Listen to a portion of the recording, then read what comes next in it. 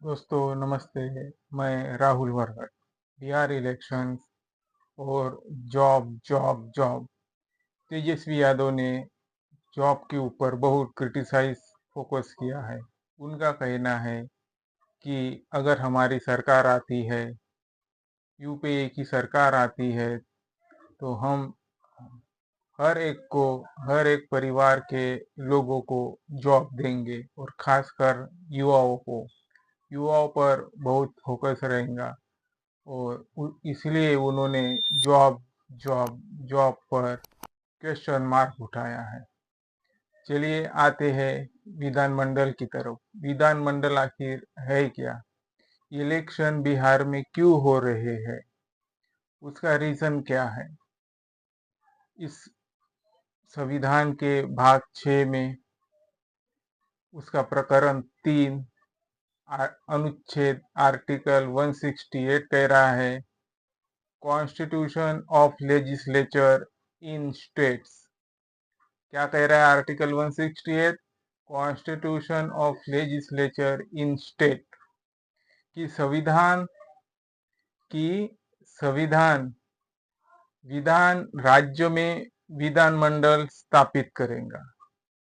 संविधान राज्य में विधानमंडल स्थापित करेगा और वही उसका क्लाउस 1 सब क्लाउस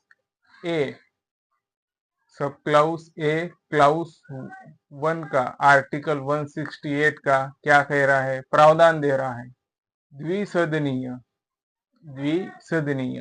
क्योंकि विधानमंडल की बात चल रही है, हमें विधानमंडल भी समझना चाहिए कि विधानमंडल आखिर है क्या, क्या क्या होता है विधानमंडल में। तो इसके लिए सब क्लाउस ए कहता है, आंध्र प्रदेश, बिहार, मध्य प्रदेश, महाराष्ट्र, कर्नाटका, तमिलनाडु और उत्तर प्रदेश में द्विसदनीय होंगी। क्या होंगी? द्विसदनीय। द्विसदनीय मतलब लेजिस्लेटिव असेंबलीज और लेजिस्लेटिव काउंसिल, यानी जिसे हम एमएलए या एमएलसी भी कह सकते हैं। विधान परिषद और विधानसभा। विधानसभा होती है वो विधान परिषद से उच्च होती है।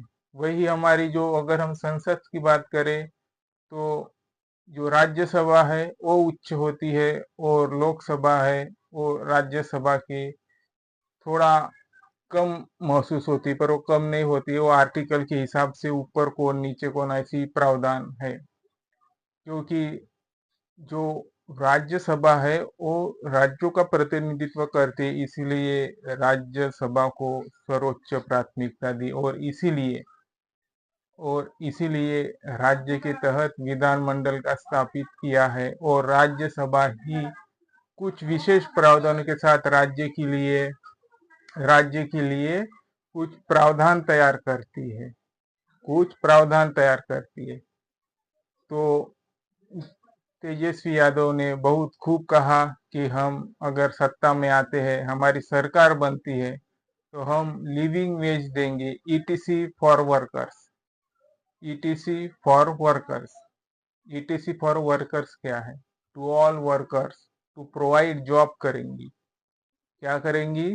बिहार सरकार provide job to all workers. इसमें इंडस्ट्रीज में, एग्रीकल्चर में और इंजॉयमेंट ऑफ लीजर होगा, सुखमय जीवन होगा और मानवीय दशा के साथ साथ उसकी कैपेसिटी के अनुसार जॉब होगा।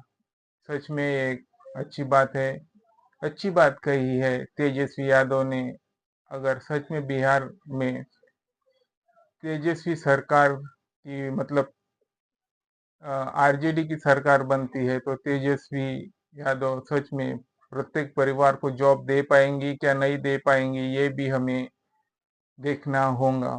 पर लोकसभा चुनाव के बाद ही, नतीजा निकलने के बाद ही हमें इस पे ध्यान देना होगा। फिर आते हैं cultural social cultural organisations. Social cultural organisations, social and cultural organisations क्या हैं।